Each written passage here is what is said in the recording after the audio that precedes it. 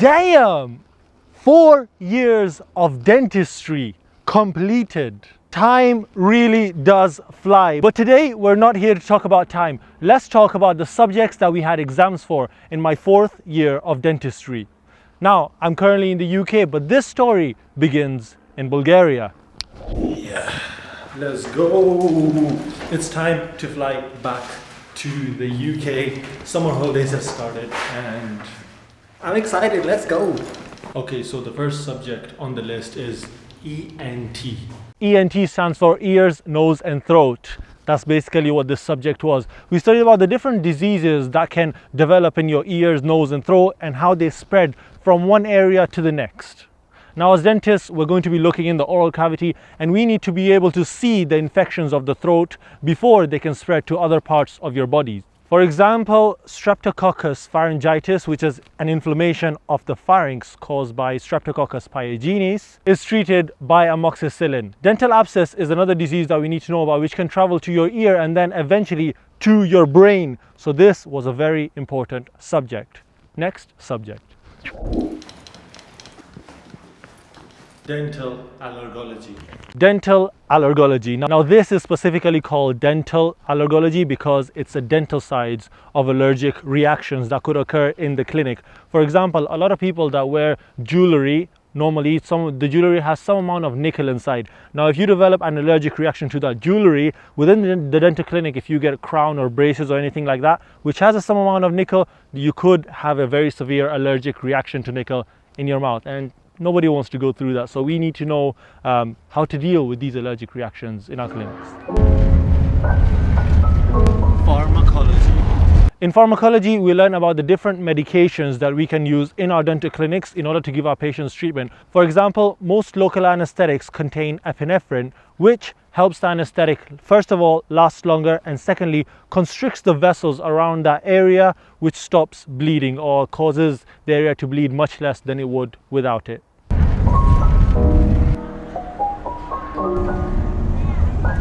Surgical diseases. Surgical diseases. Now this was a medical subject, and in this subject we learn about how to deal with different sorts of surgical procedures. For example, someone with head trauma comes into the hospital, what would you do to them? Someone with tetanus comes into the hospital, how would you treat them? Someone comes in with severe sepsis, how would you treat them? That is basically what this was, the surgical aspect of diseases.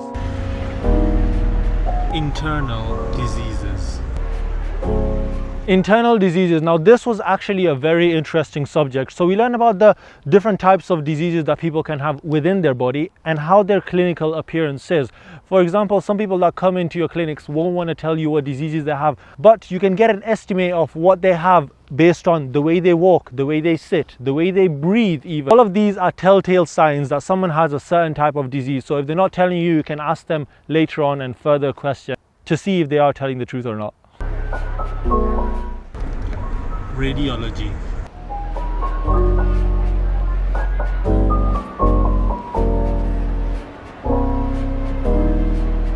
Radiology. Now, radiology was a very interesting subject, and it is one of the most important subjects for us as dentists because we're going to be looking at x-rays all the time. So in this subject, we learn how to diagnose certain diseases in the dental field when we take an x-ray of a patient. For example, we can now tell what horizontal bone recession looks like or vertical bone recession looks like. We are able to identify cysts of the jaws, or if the person has some sort of oral cancer building up within. Taking an x-ray is an essential part of the diagnosis for our patients. So this was a very important subject and I enjoyed it.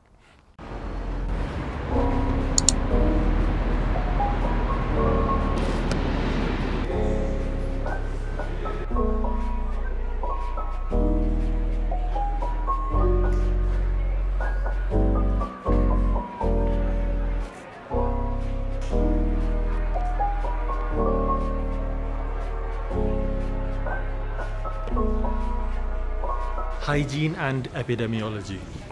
Then summer came along, and in June and July we had Hygiene and Epidemiology. In hygiene we learned the different methods of keeping your clinical area clean. So in the dental clinic, using disinfectants, using aseptic solutions, using autoclaves for the instruments, and how these affect the cleanliness and the hygiene of your instruments. We also learned how water is purified, but obviously most people know that from GCSE anyway. Then in epidemiology, we learned how diseases are spread and how we would deal with them as a society. For example, COVID that recently happened.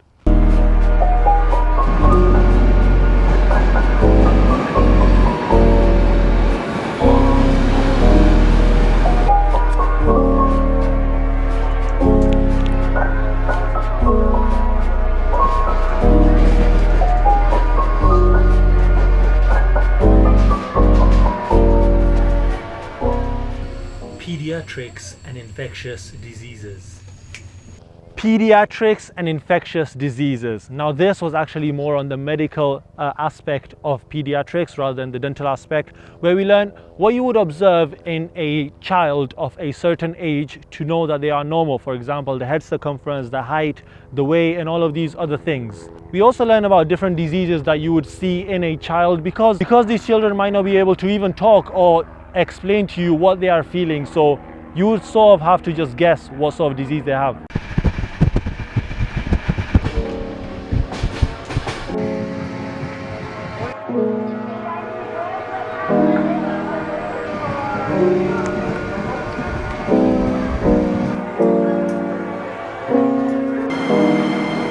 So it looks like I'm the only one going to the airport today, because if you look in the distance, there's literally no one on this entire platform besides me. I'm a bit worried. I hope this is the right place, but we'll find out soon.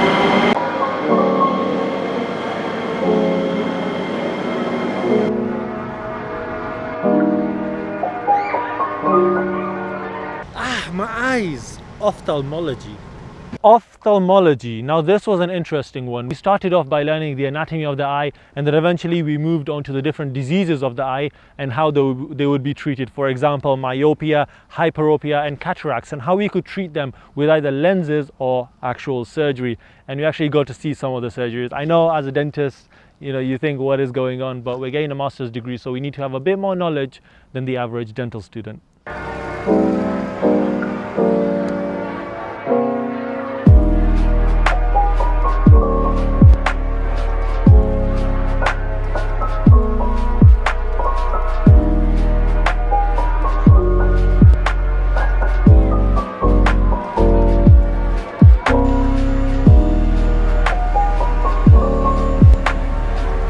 Disaster medicine.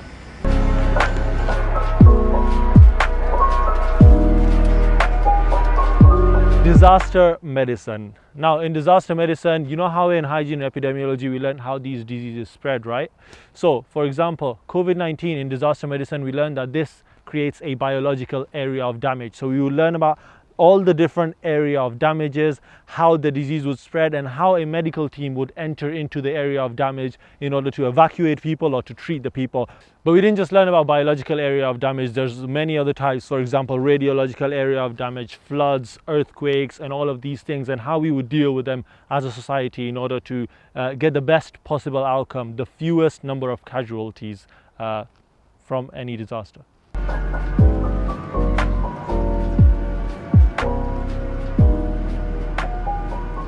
Dermatology.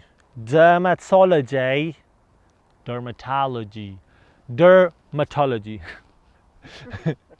Okay, dermatology. Now this subject, we learn about the different diseases that you can see on the skin and on the mucosa. For example, as dentists, sometimes the patient comes in and they don't even know they have a certain disease, or they might not tell you they have a certain disease, but when they open their mouth, you can see specific lesions on their mucosa which have certain shapes and pattern, and you're able to tell that yes, this person has this sort of disease. You as a dentist could actually save someone's life by noticing squamous cell carcinoma within their mouth and sending them to the doctor to get it treated early on. They may not even have noticed it by themselves, or they might just think they have a normal ulcer, but it could be something more severe.